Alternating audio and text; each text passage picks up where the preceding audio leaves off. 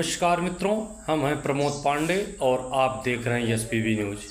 मित्रों, आज हम प्रयागराज की इस पावन धरती त्रिवेणी में उपस्थित हैं। आज हम आपको एक ऐसे महान शिक्षाविद और राष्ट्रवादी कवि पुष्कर प्रधान जी से मिलवाएंगे और आज हम इनसे चर्चा करेंगे हमारे भारतवर्ष में वैज्ञानिकता क्या पहले से उपलब्ध थी। आज हमारी शिक्षा पद्धति में ऐसी जानकारियां दी जाती हैं, बच्चों को ये पढ़ाया जाता है कि ये वैज्ञानिकता विदेशों से आई है, जबकि हमारे धर्मशास्त्रों में, हमारे पुराणों में ऐसी वैज्ञानिकता पहले से मौजूद है, जिसके आधार पर ही सारी खोजें हो पाई है। तो आइए हम आपको मिलाते हैं एक महान शिक्षाविद पुष्कर प्रधान जी से और हम इनसे बातें करेंगे। हम आपको संस्कृत के प्रकांड विद्वान और शिक्षाविद पुष्कर प्रधान जी से मिलवाते हैं। पुष्कर प्रधान जी, हम आपसे जानना चाहेंगे कि हमारे यहाँ इस ढंग से प्रचारित किया जाता है, सारी खोज विदेशियों द्वारा ही की गई और सारे खोज नए आविष्कार भारतवर्ष में न होकर के विदेशियों में ही हो रहे हैं। इस विषय में आपका क्या कहना है? पहले तो आपके चैनल के माध्यम से मैं सभी दर्शकों को नमस्कार करता हूं। और ये बात जो भारतवर्ष के बच्चों में जबरदस्ती बिठा दी गई है कि वैज्ञानिकता का सारा आधार विदेश है, तो मैं शतपथ ब्राह्मण की बात कहना चाहता हूँ। शतपथ ब्राह्मण ईसा पूर्व की रचना है और उसमें हृदय शब्द की परिभाषा दी हुई है। सभी देख सकते हैं, जान सकते हैं। हृदय में 3 अक्षर हैं, ह्री, द और य। ह्री का मतलब है हरति, माने लेता है। द का मतलब है ददाति, देता है। और य का मतलब है एति, इस लेन और देन को जो निरंतर बनाए रखता है। अब आप इसी से समझें कि ईसा पूर्व में हम हृदय शब्द को उसके परिभाषा से उसको परिभाषित कर चुके हैं 3 अक्षरों से। ये 3 अक्षर उस अंग की जो है क्रियाविधि को दर्शाते हैं, बताते हैं। तो क्या ये वैज्ञानिकता का सबूत नहीं है? लेकिन इस सबूत को हम आगे इसलिए नहीं बढ़ा पाए क्योंकि 800 वर्षों की गुलामी में हमें हमारी चीज़ों से अलग रखा गया, हमारी शिक्षा व्यवस्था का नाश किया गया और हमारी ही चीज़ें ले जाकर विदेशियों ने उस पर रिसर्च की और वे आगे बढ़ गए क्योंकि वे स्वतंत्र थे। और कोई ऐसी बात नहीं है कि हमारे यहाँ वैज्ञानिकता नहीं है या वैज्ञानिक पद्धति नहीं है, बल्कि मैं तो ये कहूँगा कि पूरे विश्व में विज्ञान की शुरुआत यदि कहीं से होती है तो वह भारतवर्ष है। जितने भी आविष्कार और खोज हुए हैं, भारत पर अंग्रेजों की सत्ता आने के बाद जी, इसके बाद ही सारे, चाहे जो भी खोज आविष्कार हुए हैं, चाहे हवाई जहाज का आविष्कार हो, चाहे टेलीफोन का आविष्कार हो, चाहे जो भी हो हुआ। ऐसा भी लोगों का मानना है कि हमारे जो ग्रंथ पुराण थे, इसको ले जा कर के उन लोगों को द्वारा पढ़ा गया और उसी के आधार पे खोज की गई, जबकि हमारे यहाँ बच्चों को ये बताया जाता है कि सब विदेशों की खोजें हैं। जी, तो इस पर आप क्या कहना चाहेंगे? बिना आधार के कोई निर्माण नहीं हो सकता। वर्ष 1600 ईस्वी में अंग्रेज पहली बार भारत आते हैं व्यापारी के रूप में। विदेशी धरती पर गैलीलियो नाम का एक वैज्ञानिक था जिसने दूरबीन का आविष्कार किया था। और जब उसने पहली बार ये बताया कि धरती चपटी नहीं गोल है, उसकी हत्या कर दी गई थी। क्या यही वैज्ञानिकता का आधार होता है कि किसी इस प्रकार के व्यक्तित्व की हत्या कर दी जाए? और जहाँ पे हत्या कर दी गई तो वहाँ के माहौल को आप समझने की कोशिश करें।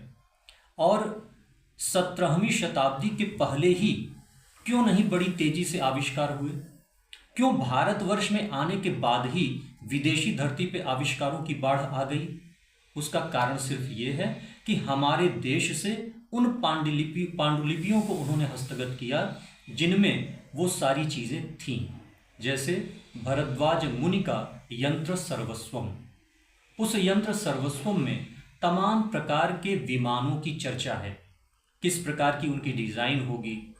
बल्कि प्रयागराज में हमारा जो अलोपी बाग एरिया है, जहाँ पे ओवरब्रिज बना है, तो वहाँ भी भारत सरकार के नए प्रयास से उन विमानों के चित्र बने हुए हैं। तो चूंकि एक निश्चित अवधि में सारे जो है आविष्कार हुए हैं, तो उनका कुछ न कुछ कारण या आधार तो है। तो वो आधार या तो वहाँ पहले से उपस्थित होना चाहिए, जो वो बता नहीं सकते। तो वो आधार उन्होंने कहाँ से पाया? तो मैं पूरे विश्वास के साथ कहता हूँ कि वो आधार सिर्फ और सिर्फ भारत है। अच्छा, सर्जरी की भी बात होती है कि ये विदेशों में ही खोजा गया, लेकिन हमारे यहाँ तो चर्चा है कि गणेश भगवान का सर जोड़ने की परंपरा तो कई युगों पूर्व ही थी जी। तो इस विषय में आप क्या कहेंगे कि चिकित्सा के क्षेत्र में भारत की क्या स्थिति थी? पहली बात तो ये कि संस्कृत दुनिया की सबसे पुरानी भाषा है और उस भाषा में हमारे 4 वेद हैं। वेदों में देवताओं के स्तवन हैं। वेदों में हर प्रकार के तथ्य और तत्व मिलते हैं। देवताओं के जो चिकित्सक हैं वो अश्विनी कुमार हैं, जिनके नाम पे आश्विन या उसको कुआर भी कह देते हैं, आश्विन माह नामकरण किया गया है। तो उनके द्वारा बहुत से लोगों के बहुत से रोग ठीक किए गए हैं। तो अगर रोग ठीक न किए जाते तो उसका उल्लेख कैसे होता? और बाद में चरक ऋषि और सुश्रुत ऋषि, फ्रांस का एक हॉस्पिटल है जहाँ पे हमारे सीनियर ने बताया कि हॉस्पिटल के नामकरण में लिखा है सुश्रुतवे नमः।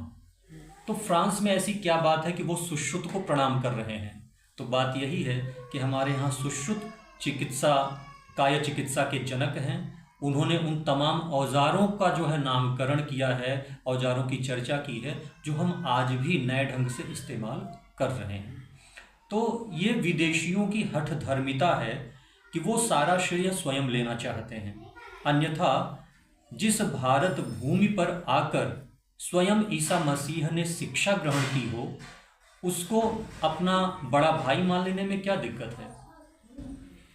अच्छा, चर्चाएं अभी एक गाना में ही चर्चा होती कि यदि भारत ने शून्य न दिया होता न शून्य, लेकिन यहाँ तो अंक की सारी जानकारियाँ भारत में पहले से मौजूद थी जी। वो इसमें गणितीय भाषा में न होकर के लेखन की भाषा में थी, जैसे एकम द्वि तृतीया एकादशाय। ये तो अंक तो पहले से भारत में जानकारी थी, फिर भी इसका श्रेय विदेशियों को दिया जाता है। नहीं, विदेशियों को किसी प्रकार से नहीं दिया जा सकता, क्योंकि अंक पद्धति हमारे यहाँ पहले से थी। अंक पद्धति न होती तो तिथि परंपरा न होती। हमारे यहाँ कुल मिलाकर 16 तिथियां बनती हैं, प्रतिपदा से लेकर 15वीं तिथि, जिसको पूर्णिमा या अमावस्या कहते हैं। तो आप देखें कि भगवान राम का जन्म हुआ तो हम नवमी तिथि को ही तो राम नवमी कहने लगे। तो तिथि तो पहले से ही है, तिथि पहले से है, तो हम अष्टमी को जो है कृष्ण जन्माष्टमी के रूप में मनाने लगे। तो तिथि परंपरा पहले से है और हमारे अंकों को सबसे पहले वैश्विक स्तर पर अरबों ने सीखा।